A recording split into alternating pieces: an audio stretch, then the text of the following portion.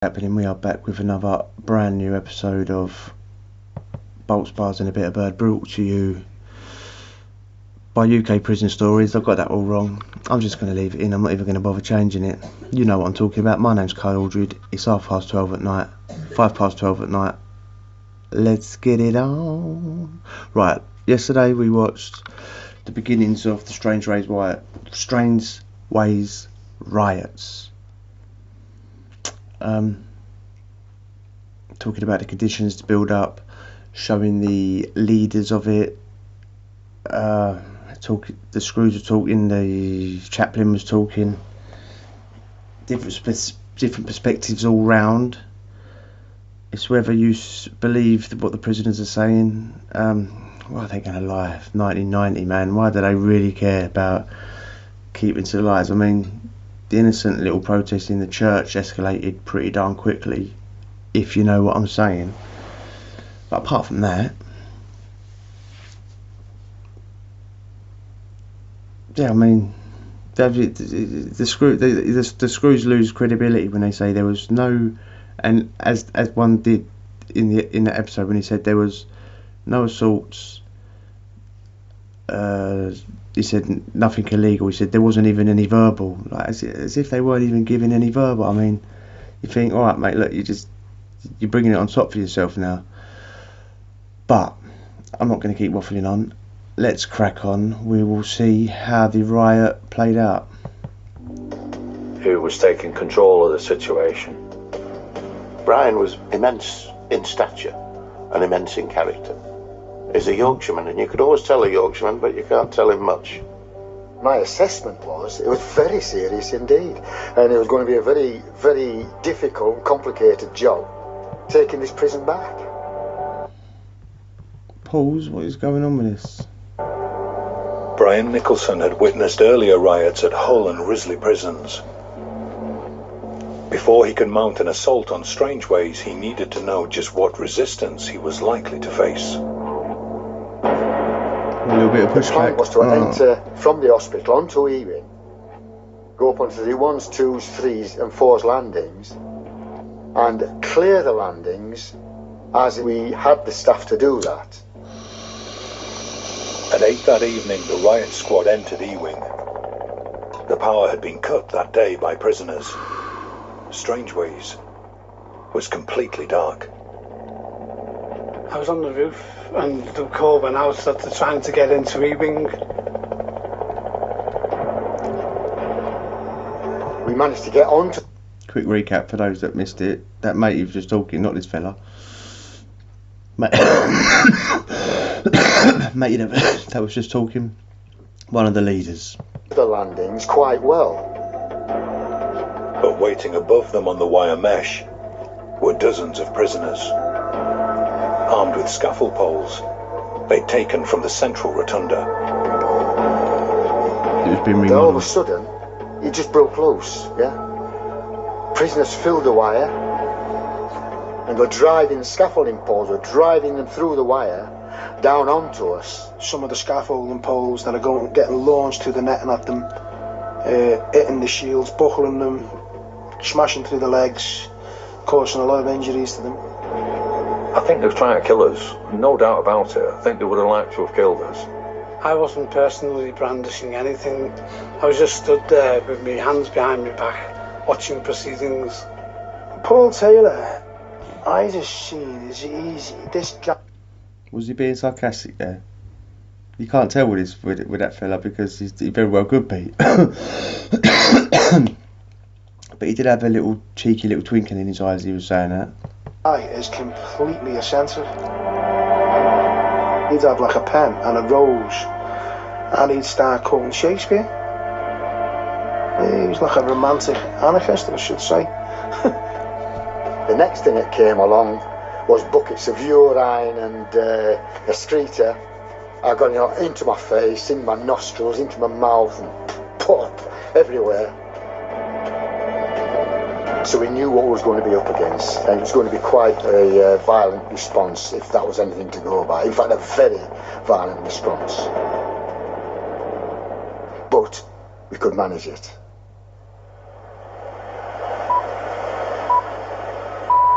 After Could more we than now? 20 hours of disturbances at Strangeways Jail in Manchester, up to 250 inmates are still on the loose in 5 of the 10 wings. The second day, I thought I was dreaming. I thought I was dreaming all this.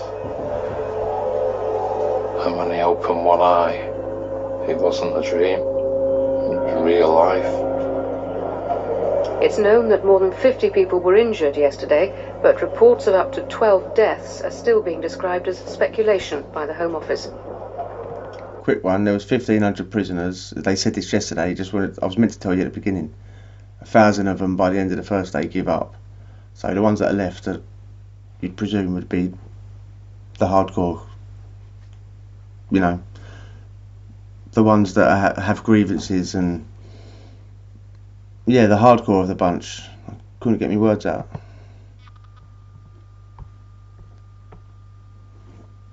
I was taken aback by that because I thought, that's wrong. That's wrong. We checked to see if anybody had been hanged or anybody had been killed. So we put a banner up on the roof saying, you know, no dead. But the rumours of dead inmates persisted, and the world was watching. The pressure grew on Brendan O'Friel to act. My idea was to let's get this ended.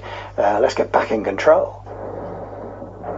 Overnight, hundreds of prison officers trained in riot control had arrived in Manchester. The plan that I suggested was the main force would actually go through the chapel. As a diversion, other units would go along E-wing, take the landings, which we could do quite easily. The helicopter was going to sweep the roof, forcing the inmates to lie flat. Next phase would be to get from the landings onto the wire. He's talking like this was successful, but I don't, as it went on so long, and they sort of only come down when they wanted, I don't think his plan actually materialised or worked. The prison officers were then going to go up through the roof space internally, retake the roof. We're still very uncertain about all sorts of things, but nonetheless, prison services let me have 400 staff, all kitted up. Well, unless they're going to just stand there and do nothing, what are they there for?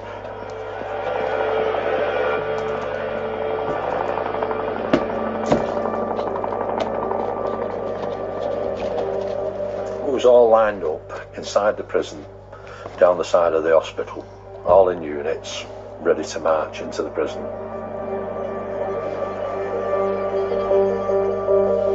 At 2 o'clock, O'Friel got a call from Brian Eames, deputy head of the prison service. He was worried about casualties. I said to him quite bluntly, look, we've had a full-scale riot, we're still in a riot situation. I can't rule out the possibility of casualties.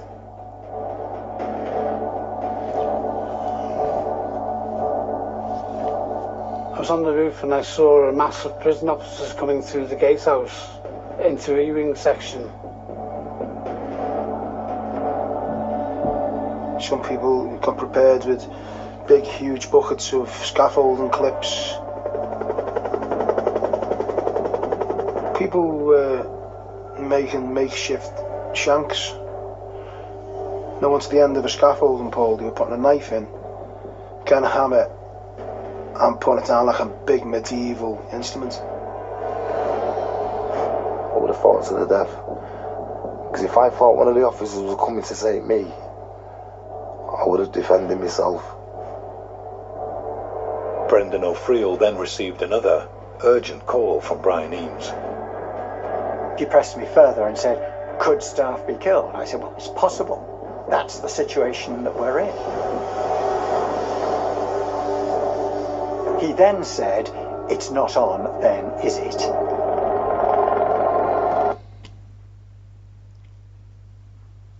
with all the ominous music, it's sort of like you're waiting for them to storm in, aren't you, and take back control with, like, you know, all guns blazing. Methinks it didn't happen like that.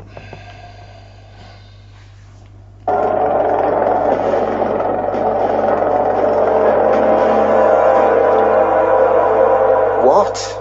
You must withdraw. The governor and all of us were absolutely deflated. We could not believe that order. Yeah, well, I was certainly thrown by it. I think the expression that several people used was poleaxed. But you know, you just had to carry on. Well, morale dropped through the floor. You see, the prisoner being taken over, and it didn't belong to them, it belongs to us. Everyone was elated. Not anymore. Everyone was chanting. You know, it was like everyone was laughing at them. I remember a speaker getting brought up on the roof, a big speaker out of the church. There was a song on at the chart at the time, Snap. I don't even know if I can play that, but we'll let it run. We'll let it run and we'll see how it plays out. You know what I mean? And people were playing it full blast. It was like a party within the prison. Oh, look, it's been muted for me. Manchester, but. Sometimes, you know what I mean? It's like fate, innit? I've got the power just comes on as the screws have left and they've literally took control of the whole prison. That song comes on and they start blasting it.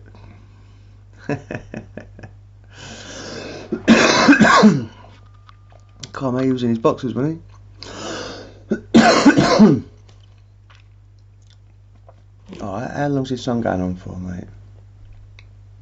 Eating the pork scratchings. There was a campfire atmosphere. It was like being on a camping holiday. I had the what?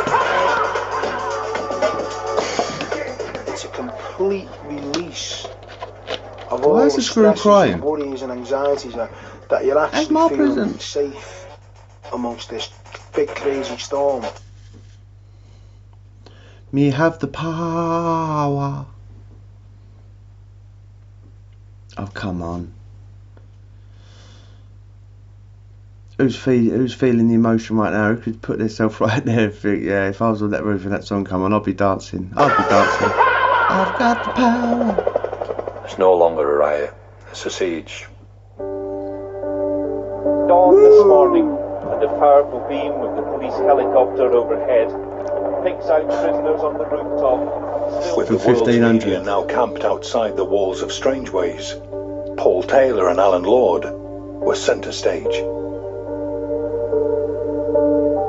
You couldn't be too lax about it, you couldn't be too jovial about it, because then the whole incident becomes trivial and nonsensical. And that's what it wasn't about now. This was a golden opportunity to actually put under the microscope the prison system. This prisoner claims he started the protest, but says we didn't want a riot. There's no time of any racial intention in respect of the very fact a riot situation developed. I just wanted the public to know that prisoners' treatment at the hands of the prison service was immoral. I wrote a 7-page representation and I went onto the rooftop and I started broadcasting it. I got 4 pages into it. And then they started drowning me out with sirens. And I thought, okay, 2 can play clever here. And I thought of the classroom and I went down to it. I ripped off the blackboard, found the chalk, went back up. There's nothing they can do now. The message is getting out even worldwide now. It's not about that now. It's about pen on paper, but chalk on blackboard.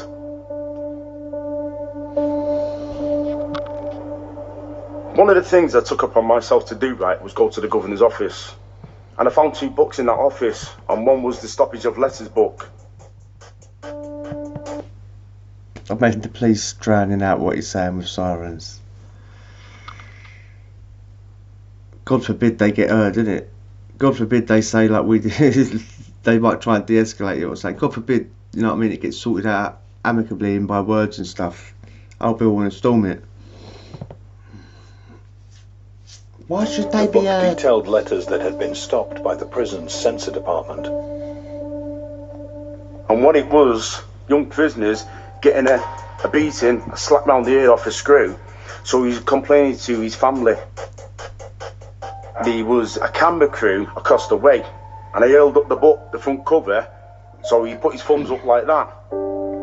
Then I'm quoting chapter and verse on the board for the rest of the press.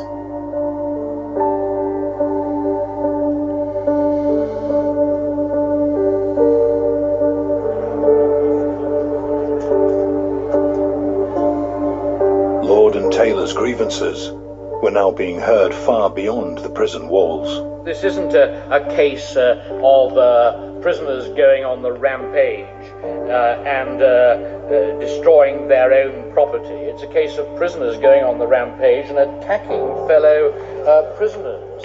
There's no modern sanitation in the cell blocks, and men, even living 3 in a cell, are required to slop out. Nobody cares about that. If we treat men like animals, we ought not to be surprised that they behave like animals. But for some of the younger prisoners, the rooftop protest had started to lose its appeal. Well, there was another young kid from my estate called Matthew, and he was up on the roof with me and that. Yeah, he kept my head together in there, as I kept his head in, you know, helped each other. It was getting cold, it was raining, I was tired, there was nothing else to wreck, so I thought, we might as well go. The problem for them was how to get off the roof. There was lads with balaclavas on saying, we need to keep the numbers up. People in for serious crime, murderers. I wasn't about to argue with someone in a balaclava. I was scared, We had a lot of young prisoners who we felt were at risk with the older prisoners of abuse. We needed to try and get them down.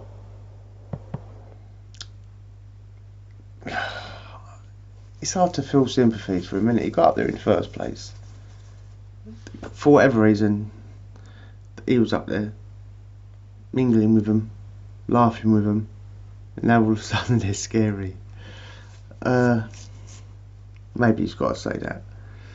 I've got no proof either way. I'm just,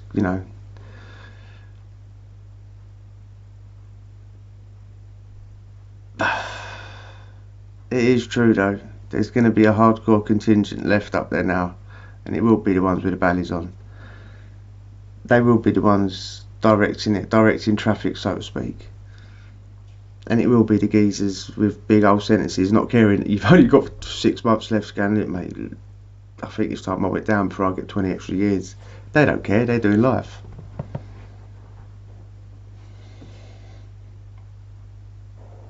Prison officer Pete Hancock was also a trained negotiator. He contacted Alan Lord and asked to meet him, away from the cameras. It was decided that somebody has to go down, people have to go down to negotiate. I said, you can negotiate with them, Alan, because I'm not negotiating with the prison service. They don't listen to reason at the best of times. I'm not going to waste my energy. I dropped down from the wire mesh onto that landing bridge, and you could cut the atmosphere with a knife. Is this the moment they're going to snatch me? Alan Lord was led to a negotiating room, where he met with Pete Hancock. It was very brief, it didn't last more than 5 minutes, but the main thrust of the argument is, what's it about? It's about conditions. But their main concern was about the YPs, the young prisoners. Look, you've got a lot of young lads up here, youngsters of 16 or 17. Do you want to be held responsible for what might happen to them? Lord agreed. He'd tell the younger prisoners it was safe to leave. Well, as we were walking in back, there was a lot of hard feelings from our staff saying, you've just taken somebody off there, you're taking him back up again. We had to build trust not just with Alan Lord, but with the other inmates. I just stood in the middle. If they'd have snatched him, just on a quick one, if they'd have snatched him, no prisoner on that roof would have listened to a word they said ever again, and they probably would have set off on another rampage with whatever was left on that roof. But yeah, snatching him would have been detrimental. It would have started off the whole thing with a lie, wouldn't it? And there's no getting back from that. There was thunder, and I shouted at the top of my voice, and it went quiet relatively, and I just said, anybody who wants to leave can leave. Nobody's forced to stay in this incident now. Within hours, several young inmates made their way off the roof. I didn't go around telling everyone goodbye, goodbye. I just got off. Me and Matthew went down. So as I was climbing over, he went, wait for me. And we both surrendered that Friday evening. Fewer than 25 prisoners are left on the loose tonight in the ruins of Strangeways Jail. The authorities say those that are left are the hardcore of the hardcore. As the siege continued, the nation remained hooked on the unfolding drama from both sides of the prison wall. Tell Paul Taylor his mother's here when he comes down! My mother came to Bury New Road and called up, but couldn't really hear. Take care of yourself! I love you! I said to my mother, I cannot end my protest whilst people want to protest. What's it been like for you coming here every day to see? I couldn't tell you what it's been like. It's been terrible. Stress has been awful. I see me mum anxiously, going to, like different broadcasting vans that were outside the prison. To be honest with you, I didn't feel too good about myself, about what I'm doing. I just think I'm adding to the worry again. What message would you give him if he gets to the radio? Oh, John, come down now while it's daylight and everybody's here. I don't want to see you distressed. So the way of changing that is to come down. But to come down to what?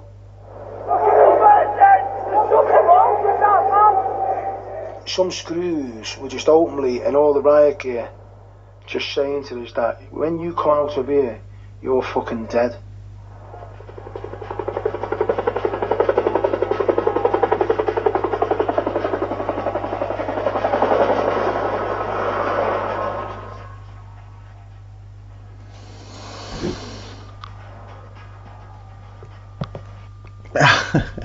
It's amazing what you can get away with back then, what you can't get away with now.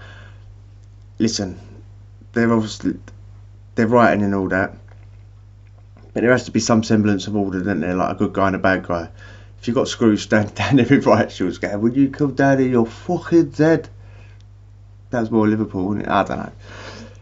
It's not going to be very good because one instance is going to antagonise them and get them to smash up more bricks and to lob them down at him. And yeah, too, it's just changed now, innit? People are so much more easily offended in it. You can't say that to them, and they probably lose their job, and they're probably in the wrong job anyway. If they're trying to incite a rewrite to restart the riot, they're probably in the wrong job anyway. But yeah, people are very weak nowadays, aren't they?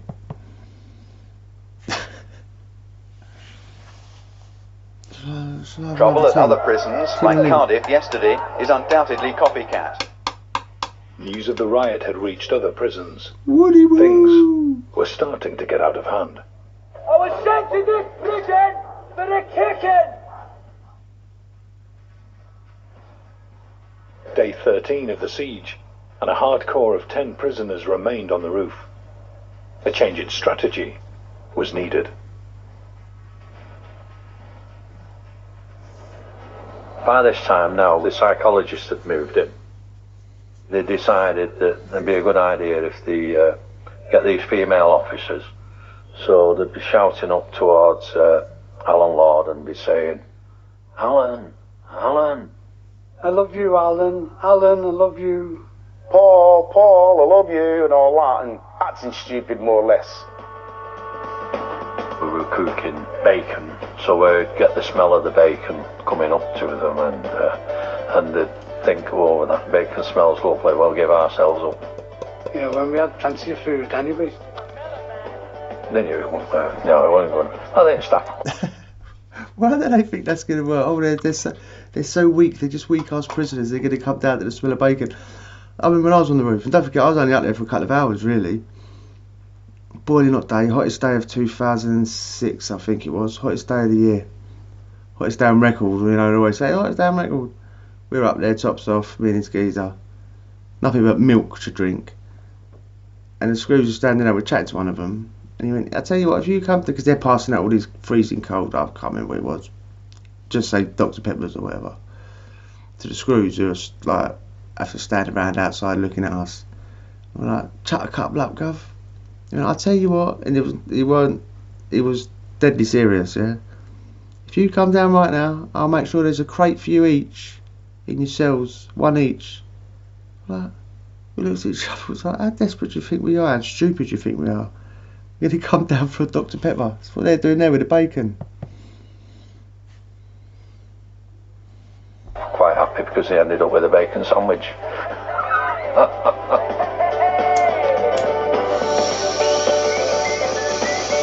The siege was now 3 weeks old, the longest in Britain's penal history.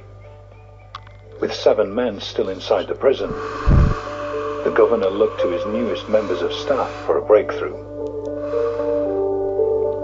Well, negotiating skills are very much about having good verbal ability, being able to get close to the other person, empathy.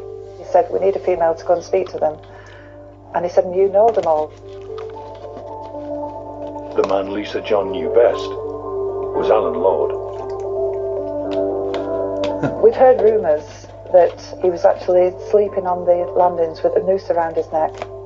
If the Stafford had tried to enter the prison, he was going to throw himself off the landing.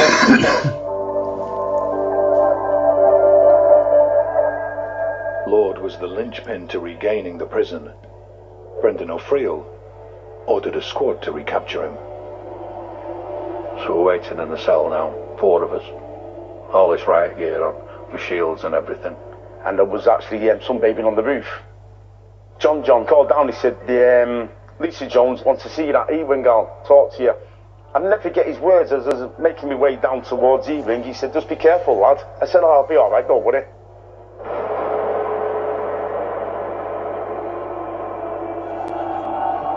I'm thinking about how's he going to fight? Is he going to give us a good fight? Are we going to struggle with him? Big, powerful man. I've dropped down on... Cheeky fuckers, they're getting desperate now. It's got to end sometime though, innit? To the ones. And I must admit, through my own complacency, I didn't see it straight away. And they went to the gate to speak to the negotiators. So off we went. We're off out. And I'm looking over, and then I seen, groups of screws all together in riot gear come and rush him. And I ran at them, hit the shields and all that. And within seconds they got hold of me, wrapped me up, and... That was his moment of glory gone now. I just got up to the roof dead quick and let the lads know. We have succeeded in returning one more prisoner to legal custody.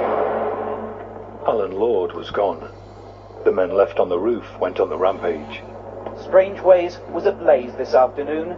Large fires started deliberately in the jail's sea wing by rioters infuriated by the governor's announcement that one of their leaders had been captured. I was upset that they'd taken him the way that they did. That Alan had been captured when he was a negotiator. Having set the jail on fire, they attacked the fire crews called to tackle the blaze.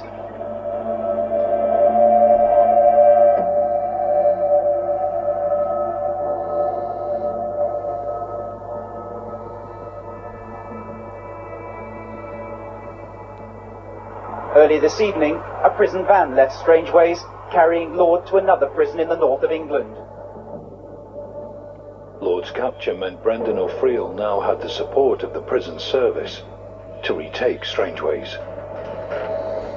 We'd certainly got the number of staff that we needed, and we'd certainly got a very clear authority that, you could do it. The The operation to take back the prison began at 9 in the morning on April the 25th, 25 days after the riot started. 25 days, man. That's a long, long time to be cold and hungry and dirty, and because at first adrenaline's going to be going in it, even for days, for a week, whatever. It's going to be going. You're going to be rearing to go, and then eventually it's going to be going down and winding down and winding down, and you're going to start thinking, oh, well, this is going to end, and I'm going to be down the block, and blah blah blah blah blah. All the trouble you're going to get into. It does take a lot, rightly or wrongly. Again, I'm not saying whether it's right or wrong, but it takes a lot to be that strong-willed to like think, no, I'm 25 days. That's a long time, because you've calmed down by then, and you've started to sort of like negotiate in your head like how in trouble you are. Units would go in on different parts of the wing. Some would enter via the end of the wing, some would enter via the chapel.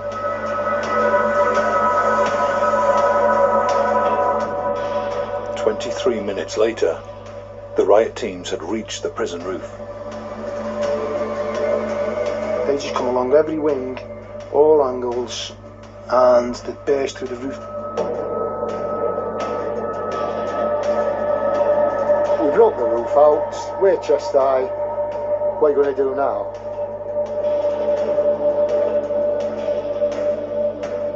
But with prison officers ordered not to risk their lives by climbing onto the roof, it was stalemate. Taylor displayed more antics from his repertoire. He appeared to be suggesting he could fly to freedom, but it was a lost cause. John, come down, son! Then we were just cornered.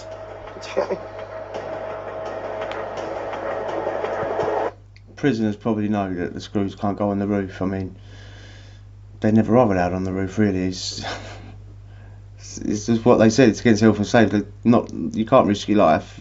Hashtag. It's against health and safety. That's why the screws couldn't get on the roof when we was up there.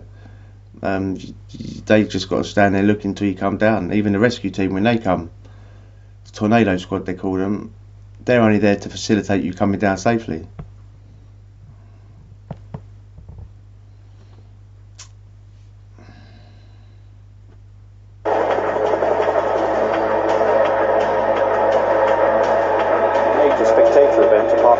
There are literally hundreds of people gathered around the prison wall watching this remarkable event unfold.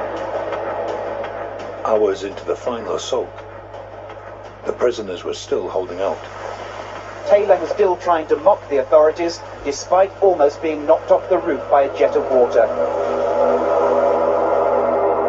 Finally, at 6 that evening, the men made a decision. Back quickly now to Strangeways Jail in Manchester Live, where the siege is ending as we speak. There was no surrender. We just actively responded to our family's wishes. Taylor agreed to come down, but only in full view of the television cameras. And there they Smart. are, into the bucket. As soon as I put my foot on that cherry picker, I just felt terror. And I just knew that there was going to be a huge price to pay, possibly for the rest of my life.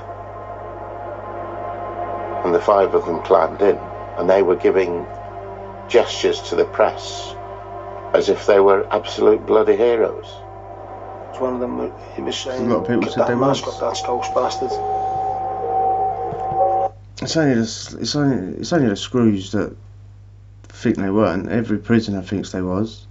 Anyone with a brain that thinks of, like, forget, oh, they're prisoners, they deserve this, they deserve that. They don't deserve to be mistreated and treated like they're living in a sewer. And that's what this is what happens when that sort of thing happens, and it would happen again if the conditions were still the same.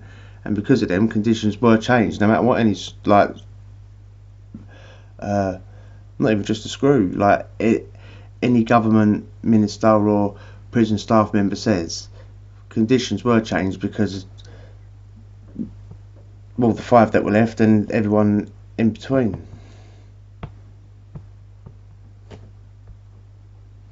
Let's see his face. You know what I mean?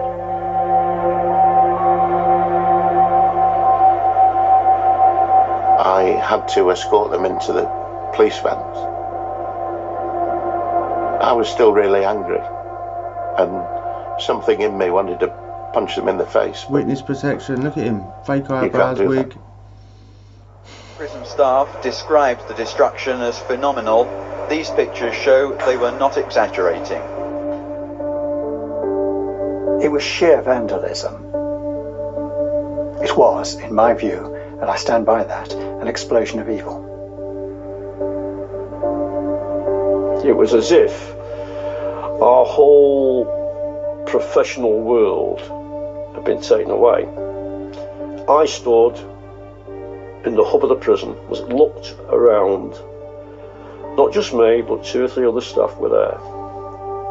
And we were in tears.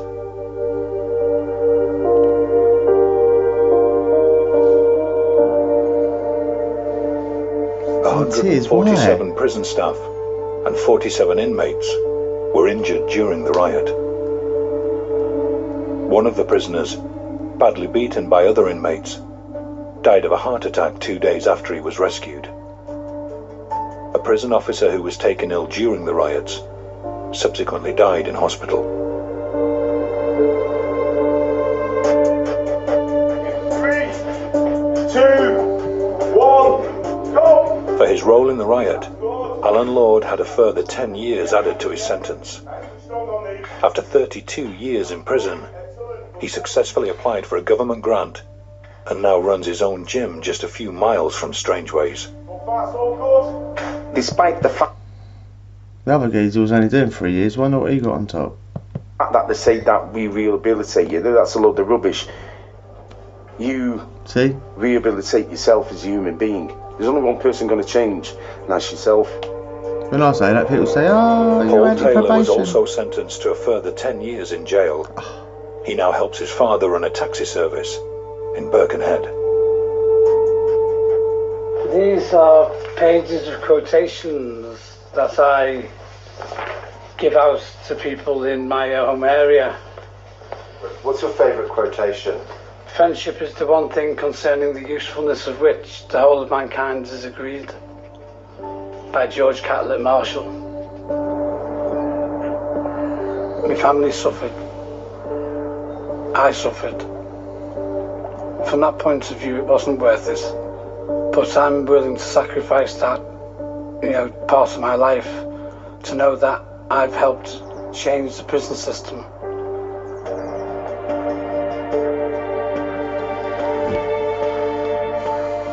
See? Because of their money talks, right? How many millions of pounds do you think was destroyed up on those roofs by those prisoners? They don't want that happening all the time, and it spread, didn't it? It spread to other prisons started doing it, would have caused, maybe not as much, but added all together, millions and millions and millions. Money talks. So slopping that ended, good.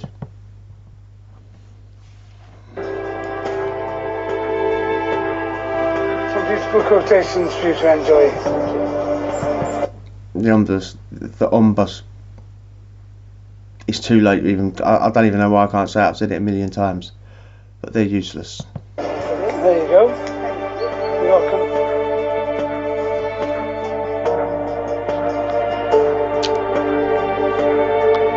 Oh, land of the free. Highest America. Highest ever. Enjoy. I like this geezer, mate. Giving out quotations, being a bit positive, why not? Well, do you think it was justified, or do you think it was straight vandalism, pure evil coming out as the number one governor said, or do you think they had a point? I know what I think, but I'm just an ex-prisoner. What would I know? Let me know what you think. I'm sure you will. I'm sure we'll speak again. If you like that, hit the subscribe. Adios.